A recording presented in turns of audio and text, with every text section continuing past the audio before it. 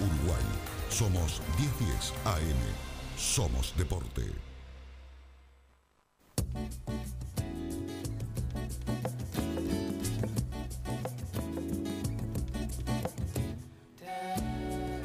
En Radio 1010 llega el punto principal del programa. Es tiempo de la entrevista central. Presenta Intertour. Intertour, voy contigo, con los sueños que llevamos al viajar. Intertour, en tu viaje, voy contigo hacia un mismo lugar. Intertour, donde viajar es un placer. Amigas, amigos, hoy vino la entrevista central, no sin antes recordarles a la audiencia las vías de comunicación para que cada uno de ustedes también nos acompañe y participe tanto al 1221 como al 096-608-850 y quiera hacer alguna consulta al invitado que tenemos en el día de hoy. Sí, Ivana. No, por aquí mensajes que, bueno, que habían quedado de antes de la tanda. Gracias por el tema. Quiero saber amistades. Dice, quiero saber sus nombres para entrar en diálogo. Dice, estoy solo. Mensaje que nos manda Luis. Bueno, nuestros nombres, Freddy Cazulo y, bueno, quien te habla, Ivana Molina. Aquí que te acompañamos 2 horas cada mañana. Así que, bueno, esos son nuestros nombres por aquí.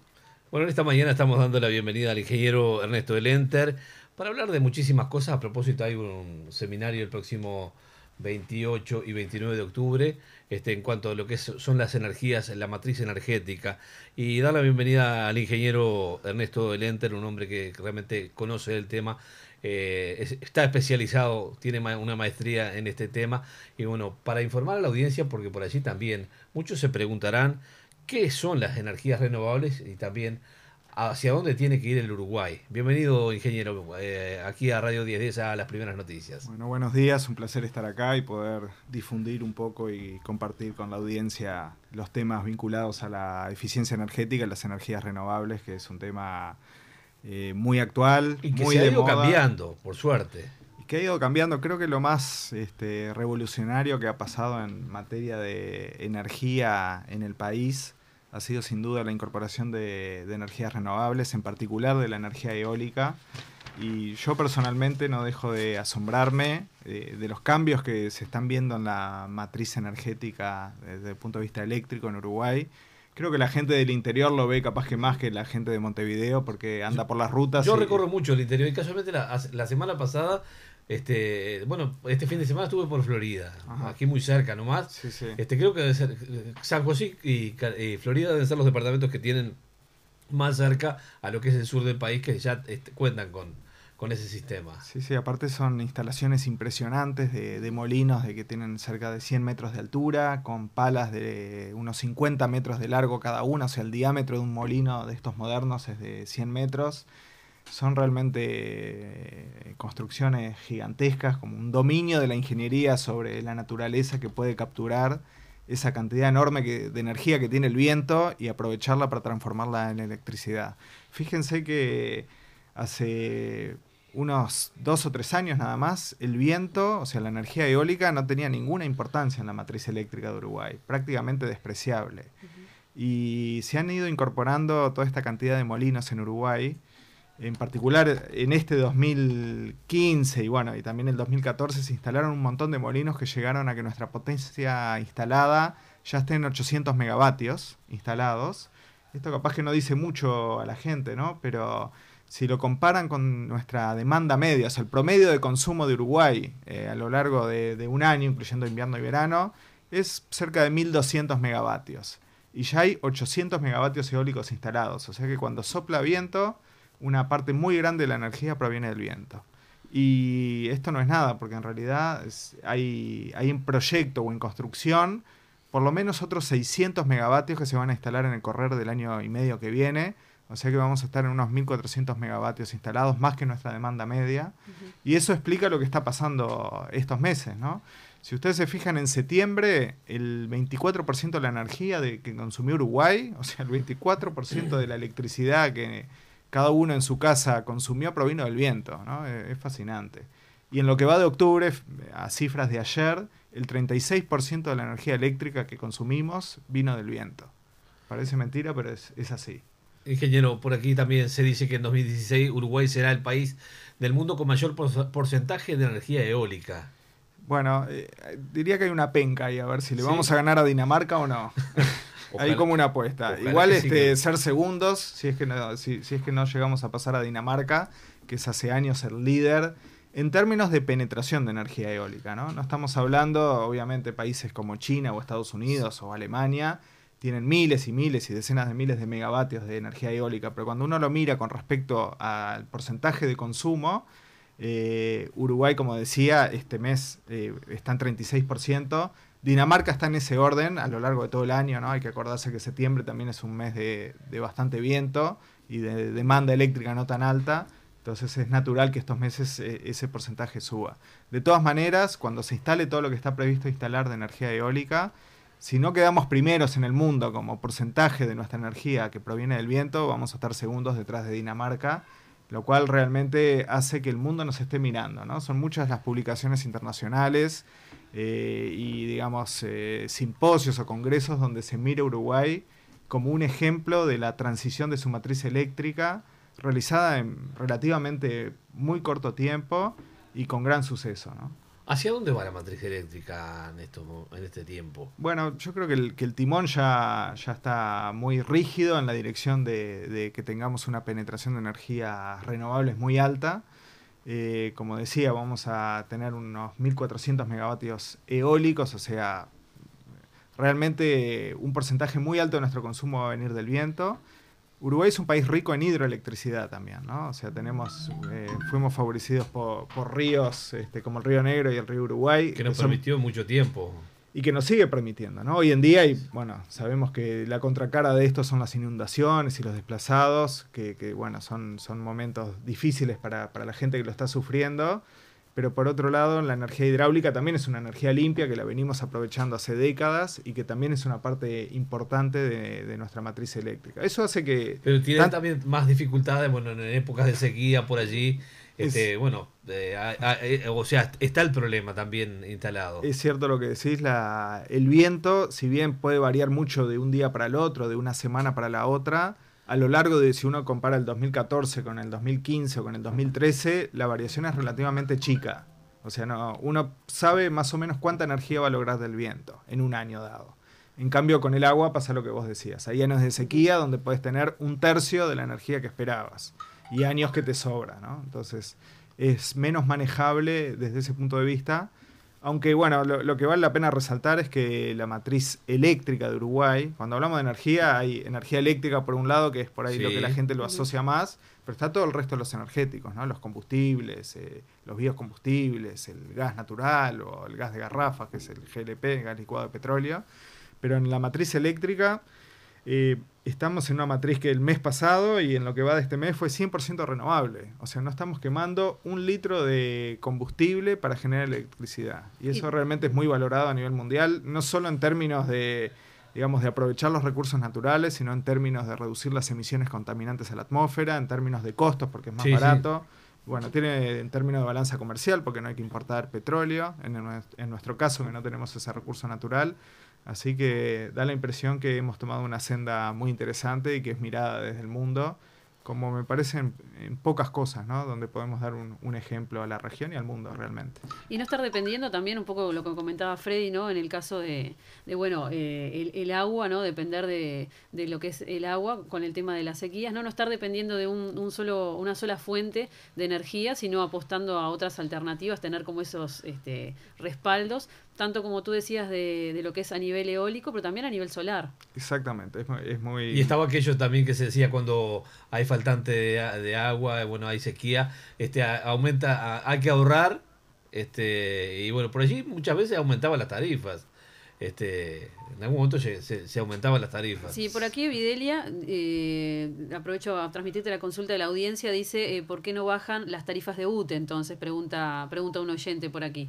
Bien, son varias cosas, trato de ir por orden. Sí, lo primero es muy correcto lo que decís, eso en términos técnicos se llama diversificación de la matriz energética. Lo ideal es no poner todos los huevos en una canasta, sino diversificarlos justamente porque se complementan. Y la energía fotovoltaica también se están haciendo instalaciones importantes. Ya hay un parque de 50 megavatios en Salto que está funcionando muy bien. Eso está dando en estos momentos alrededor del 1,5% de toda la energía de Uruguay viene de ese parque, y se van a instalar también en el próximo año otros 150 megavatios de energía fotovoltaica. O sea que realmente se va a complementar muy bien con la energía eólica, aunque va a tener mucho más peso la energía eólica, por eso me refería más a eso. Así que sí, la estrategia de diversificar y tener distintas fuentes es algo muy, muy valioso para la matriz, para darle más fortaleza, más complementariedad, y que cuando falta una haya de la otra, ¿no? Claro. Y ayuda a reducir costos también. Con respecto a las tarifas, ¿no? Eso es un tema muy polémico. Yo obviamente no estoy en el gobierno, pertenezco a CE Ingeniería, una empresa privada que se dedica a desarrollar proyectos de energías renovables y de eficiencia energética. Y bueno, la verdad que en Uruguay, esto ya es una opinión más bien personal, lo que viene pasando es que los costos de UTE están bajando, eso no tenemos duda, Sí. y las autoridades lo han dicho. El cambio en la matriz eléctrica ha repercutido en que se gaste menos petróleo, por lo tanto las fuentes de generación son mucho más baratas de lo que eran antes, y esa tendencia es clara. Y sin embargo, las tarifas no han acompasado en la misma magnitud esa baja de costos de UTE. También es cierto lo que ha dicho el gobierno, que las tarifas eléctricas de UTE han subido menos que la inflación. Entonces, ellos sostienen que de alguna manera están reduciendo las tarifas en términos reales. Sin embargo, ya partíamos de unas tarifas muy altas, ¿no? De hecho, tenemos tarifas comparadas con las de la región muy caras, ¿no? Sobre todo en las tarifas residenciales estamos muy caros, en las industriales estamos parecidos con Brasil y Chile, quizás un poquitito más caros. Con Argentina estamos muchísimo más caros, pero eso es otro motivo. Ellos tienen unos subsidios a las tarifas, tanto residenciales como industriales, bestiales, que nos hacen imposible hacer comparaciones racionales, ¿no? Pero el esquema de tarifas, en el caso de Uruguay, que tiene una empresa monopólica, que pertenece al Estado, se ha utilizado históricamente como un colchón, digamos, para las finanzas públicas y para contener la inflación. Entonces, hemos visto casos donde las tarifas bajaron y el motivo era controlar la inflación, porque la tarifa eléctrica tiene un peso muy importante en el IPC, y otros momentos en los cuales las tarifas suben por necesidades fiscales del gobierno, ¿no? Necesita recaudar más.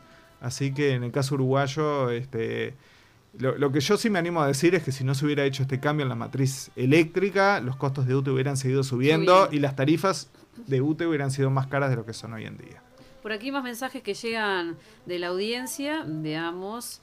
Este mensaje dice: yo tengo instalado en mi casa paneles solares y ya dejé de pagar el servicio eléctrico, solo pago por mantener la conexión y mantenimiento. Es más, cuando sobra energía se la queda a la compañía y me pagan por eso. Mensaje que nos manda un oyente, Jorge, desde Filadelfia. Esto respecto de la realidad que vive allí en Estados Unidos con los paneles solares y cómo la compañía cuando sobra energía se la queda y le pagan por eso. ¿Podría ser viable hacer eso aquí en el Uruguay también? Sí, en realidad ya lo es. Desde el año 2010 que hay un decreto que permite esa misma figura que está comentando este oyente de Filadelfia. No sabía que teníamos tanta repercusión internacional. Sí, Me voy a cuidar con lo que digo, entonces nos escuchan de todos lados. Efectivamente, en otros países eso está mucho más difundido que en Uruguay. En Uruguay lo está, pero los costos todavía no lo hacen tan atractivo, salvo para empresas, que lo puedo explicar después si quieren. A nivel residencial creo que hay en Uruguay unas 20 instalaciones nada más que digamos, siguen el modelo de este oyente. O sea, instalan paneles fotovoltaicos en el techo de su casa. Se consumen la energía fotovoltaica que producen. Cuando le falta energía, la compañía eléctrica, en el caso de Uruguay, UTE, le suministra lo que le falta, y cuando le sobra energía eléctrica se la venden a UTE. Eso se llama en inglés net metering, es una forma bidireccional de intercambio de energía, donde lo que vos consumís se te resta de lo que aportaste a la red y al final del mes se hace un balance, ¿no? Si consumiste más de lo que produjiste, tenés que pagar algo, y si no, UTE te tiene que pagar a vos. Hay algunas poquitas instalaciones residenciales en Uruguay que lo están aprovechando, así que es algo que ya existe. Los números no lo hacen tan rentable a nivel domiciliario. Te diría que un hogar típico. Hoy en día todavía no le conviene hacerlo, salvo que lo haga por otros motivos, ¿no? Por conciencia ecológica o por otros motivos distintos a la rentabilidad pura de esa inversión. Sin embargo, ahí si quieren sí nos podemos meter en el caso de empresas, donde en algunos casos sí es muy rentable ese tipo de inversiones. Obviamente que hasta altura, en lo que se refiere a los aerogeneradores, ¿a cuánto ya asciende y a cuánto se apuesta de colocar autogeneradores en todo el país? Bueno, como te decía, ya hay 800 megavatios instalados, ¿tá? O sea, como decías bien tú, en Florida hay un montón, en Maldonado hay un montón, en Tacuarembó, aunque parezca mentira, va a ser el polo más importante de energía eólica de Uruguay, en la zona de Pintado. Yo lo conozco bien porque nosotros desarrollamos un proyecto ahí de 100 megavatios, que son 50 molinos. Al otro lado de la ruta hay otro proyecto que son 25 molinos, y ahí viene el proyecto de UTE de Pampa, que son 140 megavatios, así que el que vaya por la ruta 5, a la altura del kilómetro 280, va a haber un paisaje realmente modificado por estos molinos que para mi gusto son muy lindos. Capaz que es mi deformación profesional, pero... Hace muy poquitos días también estuve visitando allí en Rocha, principalmente en la localidad de Chuy, pero del lado brasilero, creo que hay una parte que están instalados en territorio uruguayo también. Creo que por allí hasta hay un... De lo que es la barra de Chuy, uruguaya, y lo que es a lo que es hacia Santa Victoria, se calculan 700 aerogeneradores, Sí. sí. Y que se piensa apostar a llegar a más de 1000. Que es impresionante cómo se ha ido migrando hacia eso, hacia esa energía. Vos sabés que efectivamente esa zona del país, y obviamente al lado brasilero, porque el viento no distingue fronteras, no cambia por cruzar un límite geográfico, es muy bueno el viento ahí, hay una gran cantidad de molinos, sobre todo al lado brasilero. En Uruguay no hay tanto, pero no porque el viento no sea tan bueno, sino porque para poner molinos de viento necesitas infraestructura de transmisión de UTE en alta tensión, y en esa zona no hay suficiente capacidad como para instalar más potencia, digamos, sí, ¿no? Sí. Sin embargo, esto es otra cosa. Nosotros, desde C Ingeniería, que es mi empresa, también después de haber aprendido a hacer proyectos de eólica en Uruguay, apostamos a salir de Uruguay. Estamos desarrollando un proyecto en el sur de Brasil. Ya pusimos una torre de medición de vientos. Estamos midiendo vientos en la zona de Lavras do Sul. Y efectivamente los primeros datos de medición de vientos son excelentes. Así que sí, sin duda es una zona de muy buenos vientos. ¿Qué departamento fue pionero en el tema de energías? Maldonado. Maldonado fue el primer parque que lo hizo UTE. Fue un parque primero de 10 megavatios, o sea, de 5 molinos. Sí. Después agregó otros 10 megavatios. En el cerro Los Caracoles, así que es un parque emblemático, no por ser tan moderno, sino por ser pionero en Uruguay, así que ahí se lleva la cocarda UTE en haber dado los primeros pasos en esta transición de la matriz eléctrica. Ingeniero, hablar de este encuentro, este evento que se va a estar desarrollando, y bueno, un poco que nos cuente cómo va a ser el programa. A usted le toca ser panelista para hablar sobre lo que es matriz energética. Sí, en realidad mi panel, mi ponencia va a ser más bien de eficiencia energética, que es la otra cara de la misma moneda, ¿no? La energía se produce y se demanda, entonces hay que producirla de la forma más barata y más eficiente, y hay que demandarla de la forma más barata y eficiente. Y eso es algo muy importante, ¿no?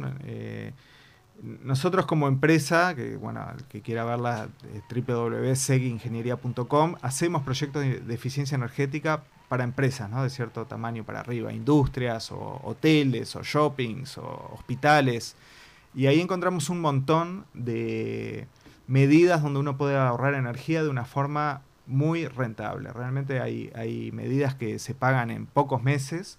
Uno hace una inversión en cambio de iluminación, por ejemplo. Hoy en día están los LEDs. Digo algunos ejemplos para que la gente lo pueda entender, porque no es algo esotérico la eficiencia energética, es algo palpable.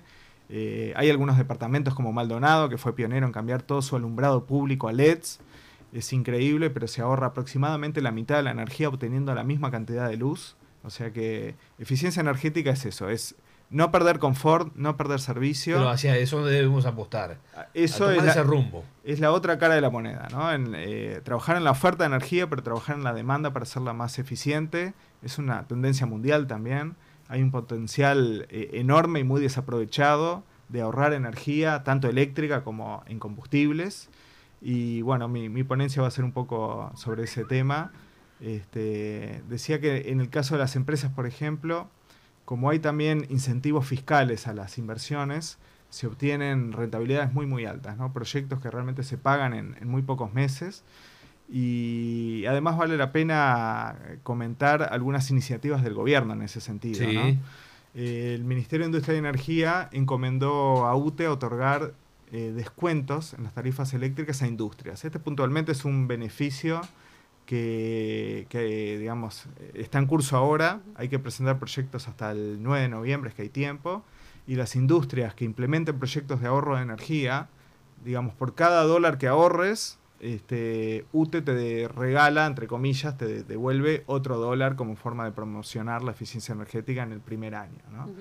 O sea que si un proyecto te permite ahorrar $10.000 por año, sujeto a ciertas condiciones, ¿no? Cómo se presente el proyecto, que hay que presentarlo a la Dirección de Energía, que haya programas de gestión de la energía y de eficiencia energética, una serie de requisitos. Pero si uno presenta bien el proyecto, puede obtener un premio adicional al propio ahorro que logra con el proyecto, equivalente al mismo ahorro que logra. Entonces, si digo un ejemplo cualquiera, una industria cambia su parque de iluminación y ahorra $10.000 por año, va a tener ese ahorro en la cuenta de UTE de $10.000 por año durante toda la vida útil del proyecto. Capaz que el cambio de luminarias le dura, no sé, 15 años. Y además el primer año UTE le va a regalar otros $10.000 en descuentos en sus facturas eléctricas durante el primer año. Así que es un tema muy interesante. Hay varias iniciativas del gobierno para incentivar a la eficiencia energética, que es la forma realmente más barata de virtualmente producir energía. Es más barato invertir en ahorrar energía que invertir en producir la energía. Así que es un tema muy interesante, que también es válido para los hogares, ¿no? El plan solar de UTE, que esto está enfocado hacia el sector residencial, subsidia una parte importante el costo de los colectores solares, no para generar electricidad, sino para generar agua caliente con la cual nos bañamos, ¿no? O cocinamos. Así que ese es otro aspecto muy interesante de la política energética del que vamos a estar hablando en este evento. ¿Qué día le toca ser panelista, ingeniero? El 27 de octubre. 27 y 28 de octubre son los días donde se va a estar desarrollando este evento de matriz energética, y que se apuesta a que, bueno, cada uno comience también a informarse y a tomar conciencia, como decía usted también, bueno, de lo que son los beneficios de que tienen lo que es la nueva, hacia dónde tenemos que ir con lo que son las energías renovables. Exactamente. A veces los consumidores nos quejamos de los altos costos eléctricos y lo vemos casi hasta como un impuesto. Y no es tan así, ¿no? Hay muchas cosas que podemos hacer nosotros para bajar nuestro costo sin perder confort, ¿no? En las empresas hay un montón de cosas para hacer, pero en los hogares también, ¿no? Desde elegir bien la tarifa, que eso siempre lo recalco porque hay gente que todavía no ha tomado conocimiento de eso. Para aquel que consuma, diría, más de 1.500 pesos por mes en su casa, elegir la tarifa doble horario residencial es una medida que puede traerle grandes sorpresas, con alegría, porque puede ahorrarse cerca del 20% simplemente por elegir la tarifa correcta. Obviamente a nivel del consumo, ¿no? Elegir bien la iluminación, elegir bien la forma de calentar el agua. Acuérdense que en promedio en Uruguay el 37% de la factura eléctrica de una casa es agua caliente, ¿no? Nuestro calefón eléctrico es el responsable del 37% de la factura eléctrica en promedio, ¿no? Esto es caso a caso. Claro. Pero entonces poner un colector solar, que por ahí tiene una inversión inicial importante, pero en unos 4 años se repaga. Eso tiene, si es un equipo homologado, fácilmente puede durar 15 años sin problema, o sea que uno va a disfrutar de ese agua caliente casi gratuita. Es beneficioso, ¿no? Entonces no veamos a los costos de energía como algo tan rígido. Tenemos capacidad de influir en eso, tanto a nivel del costo unitario, eligiendo bien la tarifa, la potencia contratada, o en empresas la energía reactiva, como en lo que hace el consumo mismo, ¿no? Podemos incidir en tener el mismo confort gastando mucho menos. O como tú decías, ¿no? También quizás en lo que son cambios de conductas, ¿no? De aprovechar los horarios más económicos para, bueno, hacer uso de aquellos electrodomésticos que gasten más, por ejemplo, ¿no? Claro, hay cosas que no nos afectan, ¿no? Claro que para eso hay que tener la tarifa doble horario residencial en las casas o triple horario en las empresas, Pero efectivamente, ¿no? Ponerle un timer a un calefón, como el calefón tiene capacidad de acumular, evitar que encienda en hora punta, permite un ahorro no de energía, pero sí de costos importante. Y por ahí el que tenga, no sé, lavarropa, secarropa, secar la ropa que consume mucha energía eléctrica porque es puro calor, o lavavajillas, no prenderlo en hora punta no cuesta nada, ¿no? Simplemente tener la conducta de decir, bueno... Planificar. Entonces sí, es relativamente fácil, ¿no? Entre las 5 y las 11 de la noche, que es la hora punta del sector residencial, en las empresas es distinto, es de 18 a 22, pero en los hogares es de 17 a 23. Digo porque esto a veces se confunde un poco. Evitar los consumos, pero tampoco sin enloquecerse, porque no se trata de pasarla mal ni sufrir de frío si estamos en invierno y no prender la calefacción en ese horario. La idea de la eficiencia energética es no quitar confort, sino obtener lo mismo gastando menos, ¿no? Claro. Muchísimos mensajes que llegan al 096-608-850, muchísima repercusión al respecto de estos temas que estamos tratando hoy. Por aquí un mensaje de Carlos que dice, bueno, ya pasando a otro aspecto, ¿no? del asunto, dice: hola, ¿qué pasa con los que roban luz? No pasa nada, este gobierno es cómplice del que roba y pagamos los honestos. También manda otro mensaje que dice: acá no instalan paneles solares porque se los roban. Es así, acá la inseguridad repercute en todo. Mensaje que nos manda Carlos. Por aquí, hola, Lilian dice: hola, porque el que roba luz no va preso si es un delito. Bueno, al respecto también del mismo tema.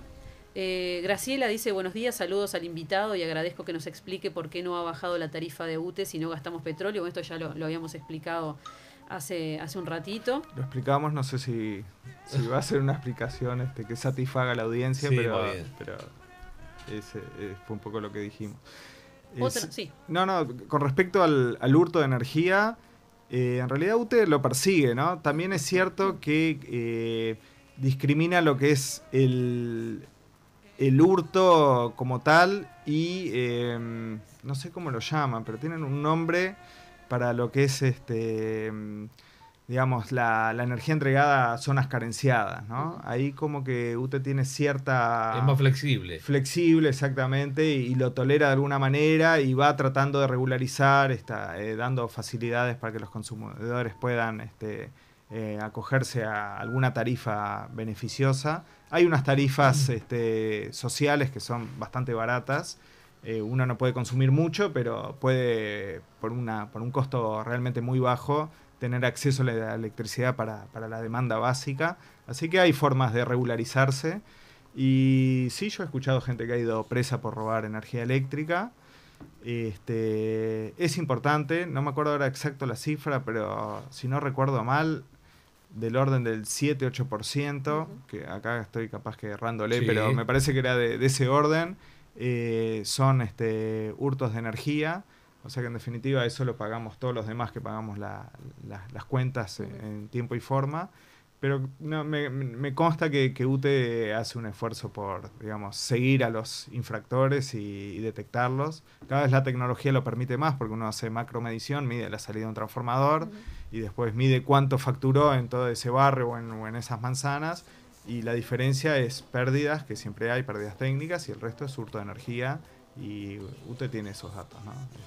Donde está faltando alguna mano negra, se ha llevado parte de la energía. ¿Cuántos proyectos se están llevando a cabo a nivel de empresas en todo el país de energía eólica?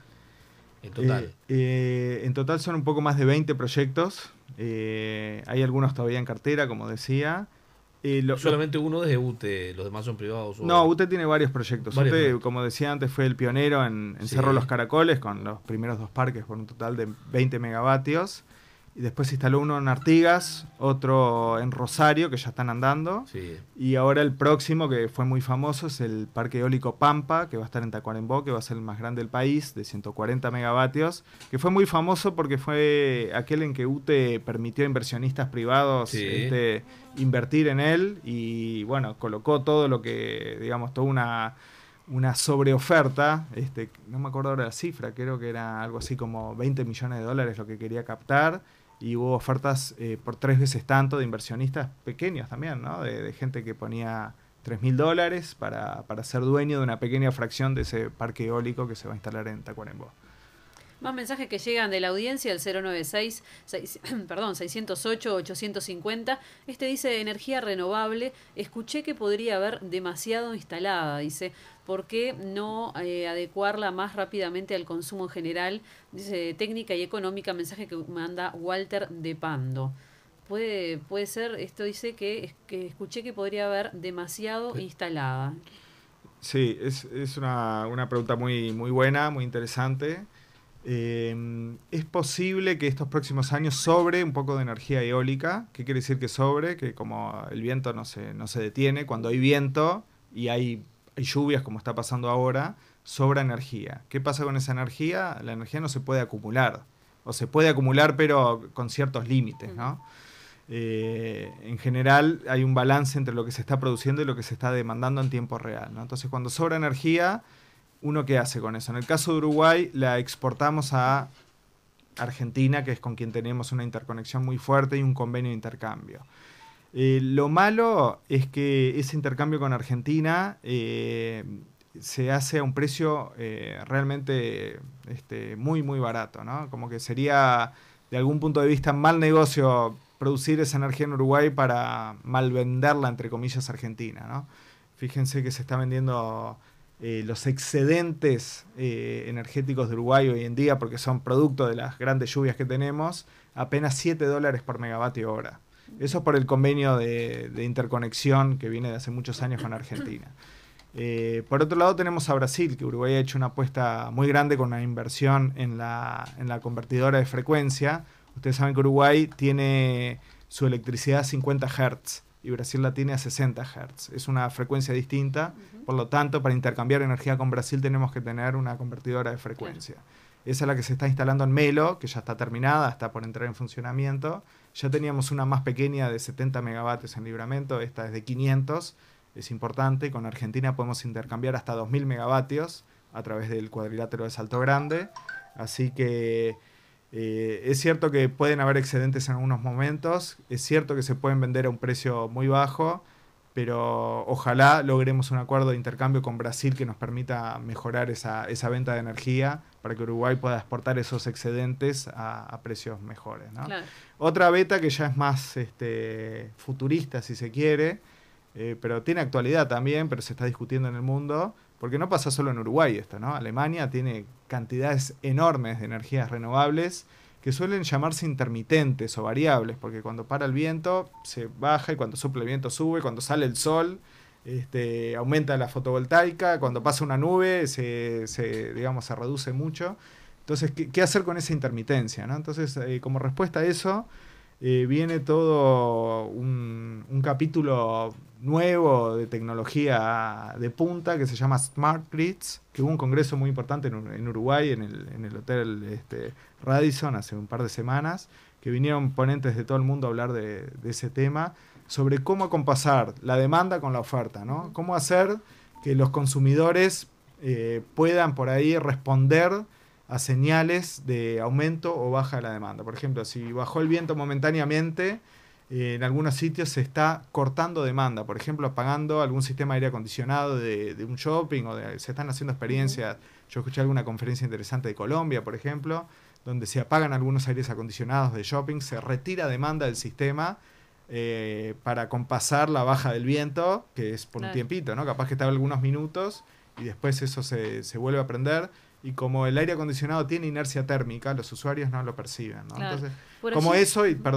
Solo para redondear, también acumulación en baterías distribuidas que se instalen, eso también es algo que se ve como una tendencia, que se acumule energía en baterías, sí, pero en forma distribuida, ¿no? Hasta en los hogares. Entonces, vamos a ver un cambio muy grande en las redes eléctricas a futuro, a causa de esta irrupción de las energías renovables que son intermitentes, que van a hacer cambiar el concepto tradicional de la energía, donde arriba estaba la producción en centrales térmicas, hidroeléctricas, atómicas en otros países, venía la red de transmisión, la red de distribución y los consumidores. Ahora eso está cambiando, la energía va para los dos lados, va de los consumidores hacia la red y viceversa, y se va a acumular en distintos lugares para poder ser más flexibles y aprovechar mejor los recursos naturales, el sol y el viento sobre todo. Claro. No, al respecto de eso, porque justo había llegado un mensaje de un oyente, de José, que decía, bueno, un poco lo que veníamos hablando. Buen día, pregunta el señor cómo se controla la velocidad de esos grandes molinos, si hay más o menos vientos. Dice en Fray Marcos hay 2. Sí, efectivamente esos están instalados en una industria. Obviamente la tecnología ha progresado mucho. Digamos, la gran revolución de la energía eólica tuvo mucho que ver justamente con esa pregunta de cómo se regulan. Hace no tanto tiempo, quizás 10 años nada más, era muy difícil acompasar la velocidad de giro con los molinos y el pitch, o sea, el ángulo de las palas con la velocidad del viento. Eso cambió dramáticamente en los últimos años y eso ha logrado que la eficiencia de los molinos sea mucho más alta, ¿no? Los molinos tienen sistemas de medición y de posicionamiento, se ponen siempre frente al viento, tienen sistemas de medición obviamente en tiempo real, y en función de la velocidad del viento y del tamaño del molino pueden girar más rápido, más lento, cambiar el ángulo de las palas y acomodarse al punto de máxima eficiencia del molino. Por eso van a haber molinos que giran más lento cuando hay poco viento y que empiezan a girar más rápido cuando aumenta el viento. Así que efectivamente sí, tienen sistemas de control automático que optimizan la producción de energía. Obviamente que cada vez que se hace la instalación en algún lugar de algún punto del país, se hace un estudio ambiental, lo que se refiere para ser instalados en ese lugar. Sí, obviamente son inversiones muy grandes. Es un parque de 50 megavatios, o sea, de 25 molinos, sale $100 millones. Nadie invierte eso sin buenos estudios de factibilidad previos. En el caso del viento es indispensable medir el viento a la altura donde van los molinos, o sea, unos 100 metros de altura, y por lo menos durante 1 año y medio, 2 años, para conocer realmente cómo es la tendencia del viento en el lugar. No basta con datos de una estación meteorológica cercana, hay que medir en el lugar porque hay efectos de microlocalización, árboles, colinas, edificaciones, un lago. Todo eso afecta mucho la dinámica del viento en el sitio, así que es necesario hacer estudios de por lo menos 1 año y medio, 2, y ojalá más, para conocer bien la dinámica del viento en el lugar y elegir bien la tecnología. Y también el micrositing, que es donde se pone cada molino a lo largo de un terreno, ¿no? Hoy tempranito cuando venía aquí hacia la radio veía allí por Avenida Graciada salir 3 camiones de lo que es el puerto de Montevideo con toda una logística y un dispositivo para poder llevar a esas torres hacia algún punto del Uruguay. Ajá, claro, sí. Los que pasamos cerca del puerto en el último año y medio, creo que hemos visto muchas veces, en general tratan de salir muy temprano, sé que vos sos de madrugar. Soy de madrugar. Porque justamente lo hacen por las 6 de la mañana para evitar que ya haya luz, digamos, por tema de seguridad. Y para evitar congestionar el tráfico, digamos, cuando empieza la hora de mayor tránsito, pero a esa hora es donde salen los camiones con esas enormes palas, ¿no? Como decía, de 50 metros de largo, que requieren toda una logística con la caminera que va adelante y atrás para asegurar, porque tienen que ir lento también. Entonces, sí, algún parque en construcción están yendo esas partes de molinos. Reiteramos, Matriz Energética, un desafío regional, 27 y 28 de octubre. El acto de apertura contará con la participación del vicepresidente de la República, Raúl Sendic, el senador Leonardo de León, el intendente municipal de Montevideo, Daniel Martínez, y bueno, hay todo un panel de invitados en el cual usted es uno de los panelistas también. Exactamente, esperemos contar un poco de experiencia sobre el tema de eficiencia energética, sobre todo, y digamos, todo el potencial que tiene eso para las industrias para poder bajar sus costos y mejorar su competitividad. Bueno, obviamente cabe decir que tendrá lugar comienza el martes 27 de octubre a las 9 horas en el Hotel Sheraton. El encuentro continuará durante la jornada del martes 27 y miércoles 28 de octubre en el Hotel Sheraton. Participarán empresas públicas y privadas de toda la región en calidad de conferencistas que tendrán la oportunidad de dar a conocer sus servicios y dar su visión sobre el tema. El acto de cierre del encuentro tendrá lugar el miércoles 28 de octubre a las 2:30 horas y contará con la participación también del intendente municipal de Montevideo, el ingeniero Daniel Martínez. Bueno. Queremos agradecer enormemente, ingeniero, por su participación en esta mañana, y cualquier mañana de esta lo vamos a tener de vuelta por aquí para seguir hablando sobre todo lo que es la matriz energética y hacia dónde tiene que seguir el Uruguay, obviamente. Bueno, será un gusto. La verdad que, como vengo diciendo estos días, en materia sobre todo de energía eólica, que es lo más llamativo de lo que está pasando, Estamos viendo récords interesantes, ¿no? Nosotros lo tuiteamos siempre, ese tipo de noticias porque gustan mucho. Nuestro Twitter es @segingeniería. Ahí pueden ver noticias de energías renovables y eficiencia energética. Y ya ha ocurrido que una noche, en una hora, 72% de la energía provino del viento. Es muy llamativo eso, ¿no? Para el caso de Uruguay.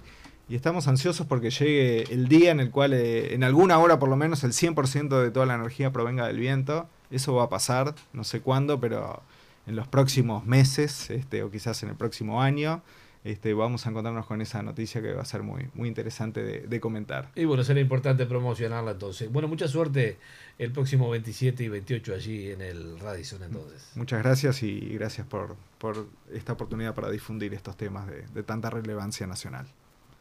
Desde Montevideo, Uruguay, somos 1010 AM. Somos Deporte.